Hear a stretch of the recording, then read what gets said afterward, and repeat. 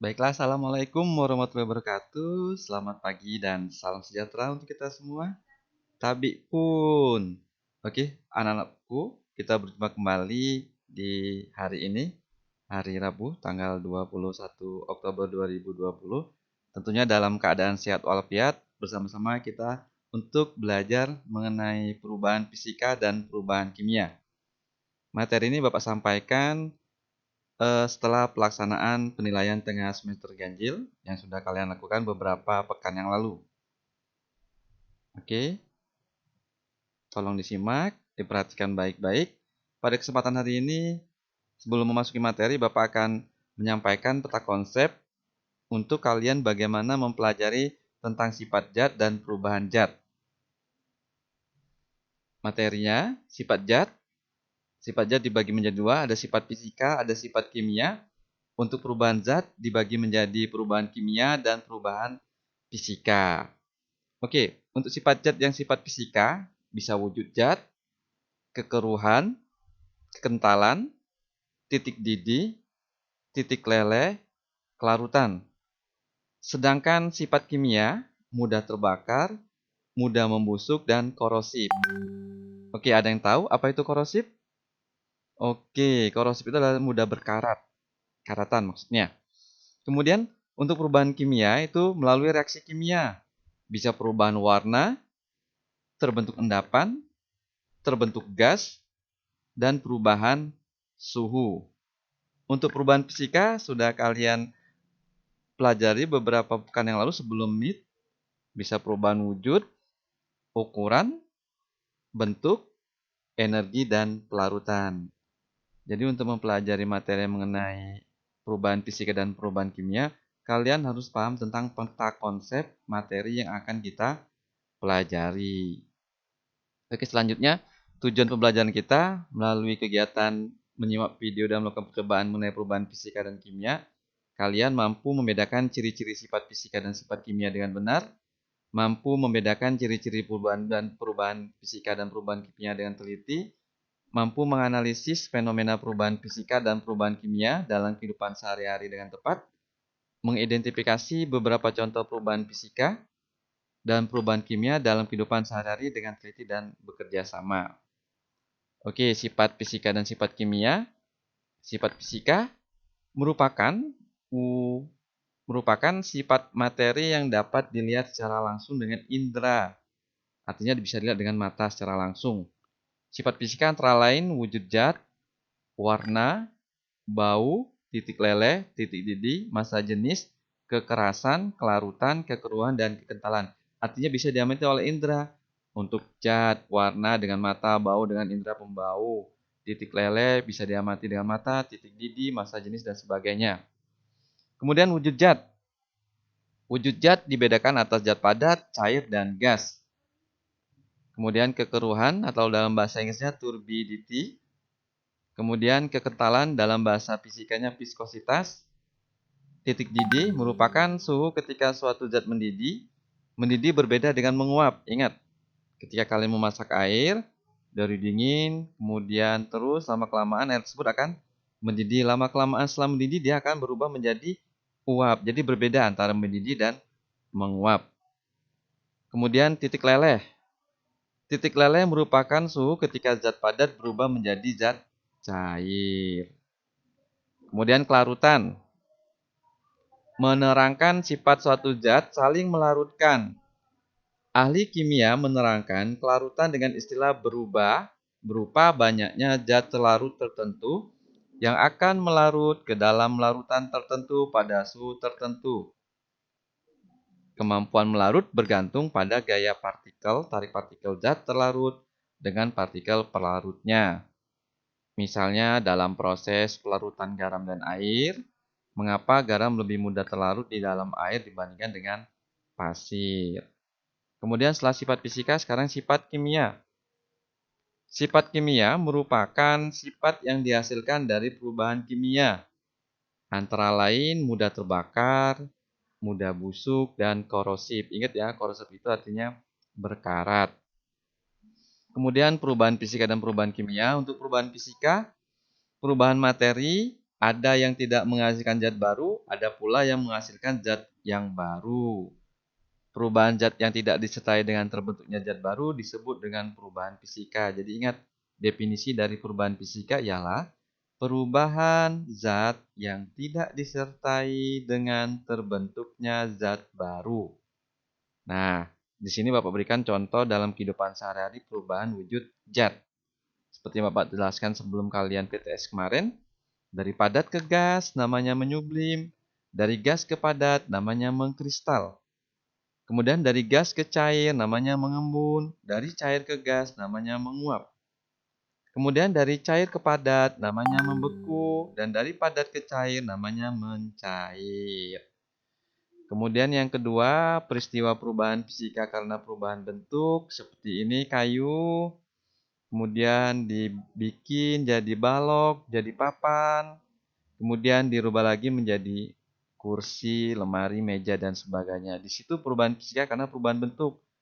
Dari kayu gelondongan, masuk ke dalam sawmill, pemotongan kayu, dirapikan, disesuaikan dengan ukuran, kemudian menjadi kursi. Kemudian peristiwa perubahan fisika karena perubahan volume. Nih, apa namanya ini? Iya, alat mengukur suhu namanya termometer. Raksa atau alkohol dalam termometer memuai ketika menyentuh permukaan yang panas. Jadi ketika dimasukkan ke dalam air panas dari 0 derajat Celcius atau 10 derajat Celcius dia bisa mencapai angka yang selanjutnya lebih tinggi. Kemudian peristiwa perubahan fisika karena perubahan bentuk energi. Ini gambar bohlam lampu. Di situ terjadi perubahan fisika karena perubahan energi. Iya, bisa kalian amati di sini. Perubahan fisika karena perubahan bentuk energi menjadi energi panas, dan energi panas menjadi energi cahaya. Oke. Kemudian yang F, peristiwa perubahan fisika karena pelarutan. Rasa jeruk setelah dicampurkan dengan air dingin tetap sama. Nih. Suka kan? Melon, maaf, lemon, masukin ke dalam air dingin. Ya, waduh seger luar biasa ya anak-anakku ya. Boleh dipraktikkan nanti di rumah. Kemudian perubahan kimia. Peristiwa perubahan kimia dalam kehidupan sehari-hari. Pertama, peristiwa perubahan kimia karena pembakaran. Perhatikan apabila kayu dibakar, apakah kayu sebelum dan setelah dibakar akan menghasilkan zat yang sama? Kayu sebelum dibakar mengandung serat selulosa, tetapi setelah dibakar berubah menjadi arang atau karbon. Dengan demikian, dari proses pembakaran kayu diperoleh zat baru yang memiliki sifat berbeda dengan zat sebelumnya. Itu perubahan kimia dari kayu bisa berubah menjadi arang. Kemudian peristiwa perubahan kimia karena perkaratan atau korosif tadi. Contoh lain dari perubahan kimia yang sering terjadi di alam adalah proses perkaratan besi atau korosif. Besi sebelum berkarat adalah unsur Fe, tetapi besi setelah berkarat berubah menjadi senyawa Fe2O3. Selanjutnya yang C, perubahan kimia karena pembusukan. Ingat, perubahan kimia karena pembusukan. Ayo, perhatikan gambar ini. Ini ada gambar buah apel yang sudah dimakan. Di sini kalau dalam bahasanya, dalam bahasa Jawanya keroak. Kemudian didiamkan beberapa waktu. Kemudian yang keroak tadi dia lama-kelamaan berubah warnanya. Ini pertanyaannya. Tolong diamati pertanyaan Bapak. Diamati pertanyaan Bapak. Mengapa apel yang sudah dikupas dan dibiarkan lama, ingat ini yang Bapak lingkari, yang Bapak putar-putar dengan kursor ini, ulangi. Mengapa apel yang sudah dikupas dan dibiarkan lama berubah warnanya? Ini pertanyaan pertama. Diingat anak-anak, pertanyaannya Bapak ulangi. Mengapa apel yang sudah dikupas dan dibiarkan lama berubah warnanya seperti ini? Itu pertanyaan pertama. Kemudian, dengan demikian kita dapat mendefinisikan bahwa perubahan kimia adalah perubahan zat yang dapat menghasilkan zat baru dengan sifat kimia yang berbeda dengan zat asalnya. Zat baru yang terbentuk dalam perubahan kimia disebabkan adanya perubahan komposisi materi. Kemudian berlangsungnya perubahan kimia dapat diketahui dengan ciri-ciri sebagai berikut. Yang pertama, terbentuknya gas. Bisa kalian baca? Contoh hasil reaksi antara soda kue dengan cuka akan menghasilkan gas sehingga mengakibatkan balon mengembang. Nih bisa kalian coba nanti di rumah. Cari soda kue dengan asam cuka. Kemudian kalian campurkan di dalam wadah. Kemudian bagian atasnya ditutup dengan balon. Maka balon tersebut dengan sendirinya akan mengembang. Seperti yang ditunjukkan gambar nih. Bisa kalian praktekkan nanti. Ini reaksi kimianya nih. NaHCO3 ditambah CH3COOH menghasilkan CH3COOONA plus CO2 ditambah H2O, oksigen, mengembang, kan mengandung oksigen. H2O, maaf. Ya, karbon dioksida ditambah dengan H2O, hidrogen dioksida. Nih, mengembang. Kemudian yang kedua, terbentuknya endapan. Dalam kehidupan sehari-hari banyak terjadi reaksi kimia yang menghasilkan endapan. Contohnya adalah dalam penyernian air. Air keruh yang banyak mengandung lumpur dapat menjadi jernih setelah ditambah tawas. Nih, penjernih air itu tawas nih. Kalau kalian pada musim-musim kemarau tertentu mengambil air di sungai atau di tempat-tempat yang agak keruh, kalian berikan tawas di bagian wadah atau bak tersebut, lama-kelamaan bisa jernih airnya. Ini dari kerja dari tawas. Hal ini terjadi karena tawas mampu mengumpulkan kotoran sehingga dapat mengendap. Nah, kalian amati nih gambar ini nih. Waduh, limbah pabrik yang dialirkan ke sungai luar biasa sekali kotornya. Terkontaminasi lingkungan sekitar. Kasihan rumah penduduk yang berada di bantaran sungai yang dialirkan sungai dari limbah pabrik ini. Oke, tahukah kalian di sini disimak di kotak kuning? Reaksi pengendapan juga, reaksi pengendapan juga banyak dimanfaatkan dalam mengendapkan zat pencemar berupa zat kimia berbahaya dari limbah pabrik. Setelah bahan penyemar itu mengendap, air limbah yang sudah bebas pencemaran dapat dialirkan ke sungai. Artinya setelah dikasih zat kimia tersebut, ya, air limbah yang sudah bebas pencemaran baru boleh dialirkan ke sungai. Kemudian terjadinya perubahan warna, gula pasir merupakan kristal berwarna putih, namun setelah dibakar menjadi karbon atau arang berubah menjadi hitam. Ini reaksinya, C12H22O11 ditambah O2 menghasilkan CO2 plus H2O. Yang keempat, terjadinya perubahan suhu. Reaksi eksoterm, ekso itu berarti di luar, yaitu reaksi yang membebaskan kalor. Kalor mulai dari sistem ke lingkungan. Contohnya kapur tulis, kalian masukkan ke dalam air, maka akan menimbulkan panas. Coba kalian kali kapur tulis atau kapur tembok yang putih, kalian masukkan ke dalam air. Mendidih air, dia menimbulkan panas. Kemudian reaksi endoterm, dia menyerap kalor. Kalor mengalir dari lingkungan ke sistem mengalami penurunan suhu lingkungan. Contohnya pupuk urea ketika dimasukkan ke dalam air, maka air tersebut menjadi dingin. Kebalikan dari kapur tadi. Kalau kapur dikasih air, dia panas, mendidih. Tapi sebaliknya kalau urea dimasukkan ke dalam air, maka air tersebut akan menjadi dingin. Di sini Bapak tampilkan perbedaan perubahan fisika dan kimia. Oke.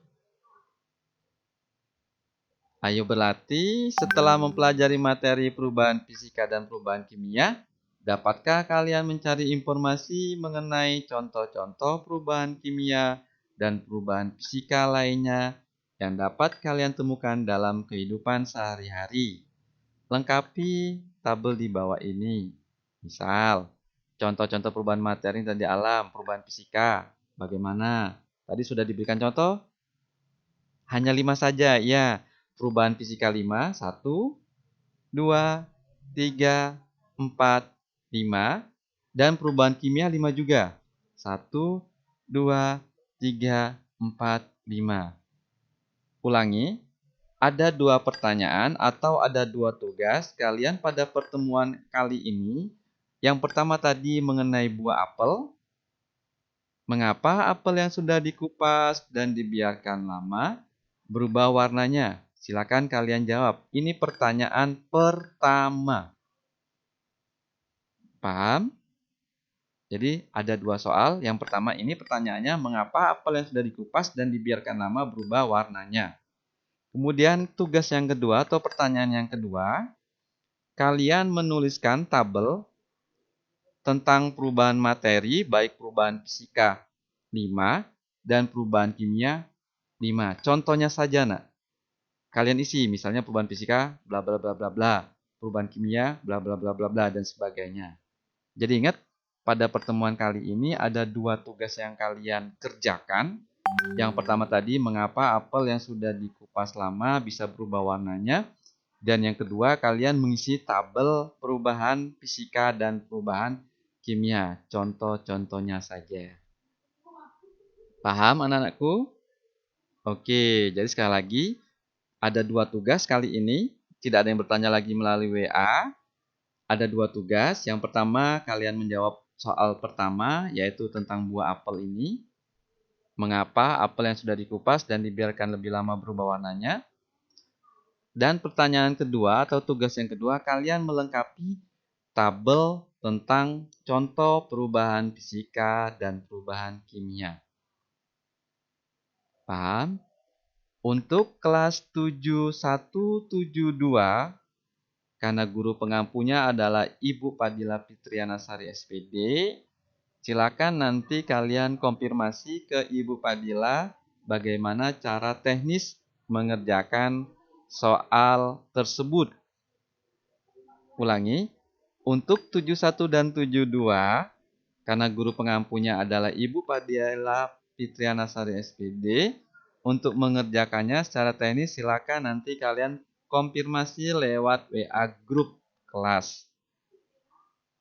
Nah, untuk kelas 73, 74, 75, 76, dan 77, ulangi, 73, 74, 75, 76, dan 77, silakan kalian kerjakan di kertas 1 lembar. Ulangi, kerjakan di kertas 1 lembar. Kemudian kalian tulis nama yang jelas, lengkap, dan kelas. Tulis nama yang jelas dan lengkap serta kelas. Di kertas 1 lembar, kalian kerjakan 2 soal tersebut. Lalu kalian foto kirim lewat WA pribadi Bapak. Paham anak-anakku? Jadi ingat, kalian mengerjakannya di kertas 1 lembar, tulis nama lengkap yang jelas dan kelas, kemudian kalian kirim lewat WA Bapak pribadi. Paham? Bapak kasih waktu dari mulai belajar hari ini sampai nanti jam 18.00 atau jam 6 sore. Ingat, kasih waktu dari mulai pembelajaran ini selesai sampai nanti jam 18.00 WIB atau jam 6 sore. Lebih dari itu mohon maaf, tidak Bapak terima. Kecuali ada hal-hal yang benar-benar urgent, kalian tidak bisa mengerjakan, mungkin masih Bapak toleransi. Oke, paham ya? Jadi ingat, 7172 silakan konfirmasi ke Ibu Padilla bagaimana mengerjakannya, mengumpulnya bagaimana. Untuk 73 sampai dengan 77, karena Bapak guru pengampunya, kerjakan di kertas 1 lembar, Tulis nama dan kelas yang jelas. Nomor 1, apa jawabannya tentang apel? Nomor 2, contoh dari perubahan fisika dan kimia. Lalu dikirim lewat WA pribadi. Sudah jelas anak-anakku? Pengumpulannya jangan lupa untuk Pak Catur. Dari mulai pembelajaran ini dilaksanakan sampai dengan pukul 18.00 waktu Indonesia Barat atau jam 6 sore. Demikian pertemuan kita hari ini. Bapak mohon maaf apabila ada yang salah. Bapak akhiri. Assalamualaikum warahmatullahi wabarakatuh.